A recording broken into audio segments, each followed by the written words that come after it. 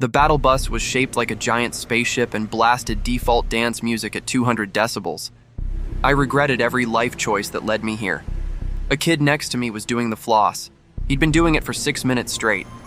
His eyes were glazed over. I think the emote had possessed him. The bus driver announced, "Dropping over tilted towers." But there were no towers, just the Skeld floating in the sky. "Close enough," he shrugged. I jumped. My glider deployed automatically. It was shaped like the emergency button. This felt ominous, but the cosmetics were 1-200 V-bucks, so I kept it. Red landed on Cafeteria and immediately started building. Within 5 seconds, they'd constructed a mansion. I landed and hid in a bush. Different strategies. I found a chest in storage. It glowed gold and played angelic music. Inside was a gray pistol and 20 wood. The chest had lied about its rarity. The storm started closing. It was purple and made of Zeus energy. The announcement said, "The imposter storm is coming." I didn't know what that meant, but it sounded bad. I heard pickaxing. Someone was harvesting the walls of electrical for materials. The walls, the structural walls, of the space station. We were all going to die. Orange ran past me with 9.99 wood, 9.99 brick, and 9.99 metal. "How?" I screamed. They turned and did the take the L emote. I took that personally. I found a legendary scar. Finally, good loot. Then I realized it was a vent gun. The description said, "Shoots vents." I equipped it anyway because beggars can't be choosers. Yellow found me an admin. They built a ramp. I built a wall. They built a ceiling. I built a floor. Within 30 seconds, we'd constructed the Taj Mahal. I shot Yellow with the vent gun. A vent appeared on their forehead.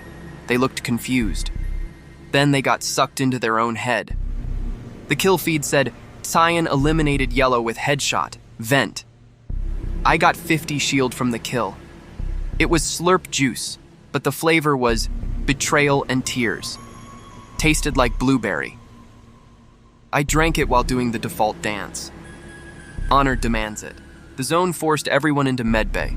15 people left. Someone launched a rocket. Not the weapon, an actual rocket. They'd built it from mats. It hit the med scanner.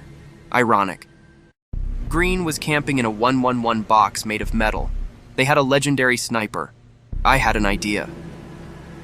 I built a ramp, placed a bounce pad, launched myself directly at their box. This was stupid. I crashed through their box. We both panicked. Green tried to edit out. I tried to build a wall. We both pressed the emote button by mistake. Did the hug emote together? Awkward. The hug ended. We stepped back. Green nodded. I nodded. Then we both started shooting. The code of the battlefield is clear. Hugs first, murder second. I won because my vent gun had unlimited ammo and Green's sniper had 3 bullets. They sent me a friend request mid-death. I accepted. Respect recognizes respect. 10 players left. Someone threw a boogie bomb. It made everyone within 20 meters do the orange justice. I tried to shoot while dancing. Missed every shot. Orange justice is too powerful. Purple built a skybase. It was 50 stories high and made entirely of wood. "That's a fire hazard!" I yelled up. They couldn't hear me. Then someone shot the bottom. Murphy's Law in action. Purple fell for 8 seconds screaming. Landed on black. Both eliminated. The kill feed said purple eliminated black and fall damage eliminated purple. Teamwork makes the dream work. The imposter storm was visible now. It looked like a giant red crewmate with glowing eyes, slowly walking toward the safe zone. "That's just creepy," White said before getting consumed. 5 players left. Final circle was in Reactor. We all stood in a circle around the Reactor Core like a very tense, very armed support group. Orange started building, pink started building, brown started building. Within 10 seconds, we were inside a wooden fortress that would make medieval architects weep with envy. Then someone threw a grenade inside, in an enclosed wooden space, with 5 people. The explosion was categorized as a pro-gamer move by the game. We all died. I respawned in the reboot van. Wait, what? There was a reboot van in electrical. Brown was there, card in hand, reviving everyone. "We doing this?" they asked. "We're doing this," I said. The 5 of us emerged from electrical as a squad. We had a bond now, forged in stupidity and grenade fire. "To victory Royale," Orange declared. We all did the salute emote. It was beautiful. We found a llama in storage. It was full of legendary loot, and also an actual llama. The llama looked at us and said, "Subscribe to PewDiePie."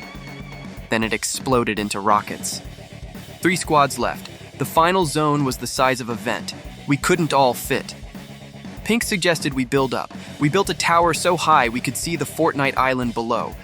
Wrong game, but impressive. Enemy team shot our base. We started falling. "Use your gliders!" I screamed. "We don't have gliders!" Orange screamed back. Oh right, Among Us doesn't have gliders. Poor planning. We crashed through the floor into a secret bunker. It was labeled Imposter Only. Inside was an arsenal. Vent grenade launcher, sabotage sniper, the emergency meeting minigun. A hologram appeared. It was me, but red. Evil me. Imposter me. "Hello," it said. "Congratulations on finding the imposter challenge. Kill your team and win." My team looked at me. I looked at the guns. They looked at each other. "Don't you dare," Pink said. I grabbed the emergency meeting minigun. "I'm sorry." I wasn't sorry. I shot the ceiling instead. It collapsed on the hologram. "That's not how this works," Evil me yelled before being crushed. "I make my own rules," I said. Very anime protagonist of me.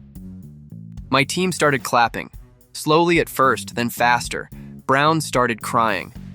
That was the most beautiful act of friendship I've ever seen in Fortnite. It was just Tuesday for me. We looted the bunker.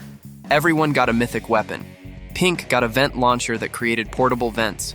Brown got a sabotage rifle that disabled enemy builds. We were gods now. The other 2 squads didn't stand a chance. Pink vented them into the reactor. Brown sabotaged their builds mid-fight. I called an emergency meeting that froze everyone for 15 seconds. Overkill. Victory Royale flashed on screen, but different. It said, "Crewmate Royale," and showed our squad doing synchronized emotes. We'd beaten Fortnite, with friendship, and illegal weapons. The game gave us a special reward, the Friendship Glider. It was 5 crewmates holding hands. We equipped it immediately. We flew everywhere together now. The lobby feared us. We became a clan, the Bunker Boys. Even though Pink was there, Pink didn't care. We played every day, won every game. Epic tried to nerf our weapons. We won with pistols, unstoppable. Other players started copying our strat, finding teams, being loyal, not shooting teammates for their loot. Fortnite became wholesome? The devs were confused but supportive. They added a bunker LTM, 50v50. Everyone started in bunkers, had to trust their team. We dominated, won 47 games in a row, lost one because Brown had to walk their dog. Acceptable. Epic invited us to a tournament, pro teams, $1,000 prize pool. We showed up in matching skins. Orange said, "Remember guys, it's not about winning." We won. It was about winning. They interviewed us after. "What's your secret?" the host asked. We looked at each other. Brown pulled out the emergency meeting minigun. "Friendship," we said in unison. "And this gun." The prize money? We split it equally. Used it to buy a gaming house. Called it the Bunker. Had a sign outside. "No imposters allowed, unless you're cool." We streamed together. 100,000 viewers on day 1. Chat was 90% Bunker Boys and 10% is Pink a boy? Pink changed their name to Pink. Yeah, I'm here, deal with it. Problem solved. Other streamers tried to beat us. Ninja teamed up with Tfue. Dr. Disrespect brought a full squad. We beat them all. How? Brown made us matching mouse pads. The power of coordination. Epic made us official brand ambassadors. Our faces on posters. Action figures. A Bunker Boys battle pass. The final skin was Use Hugging. 2,000 V-Bucks. Worth every penny.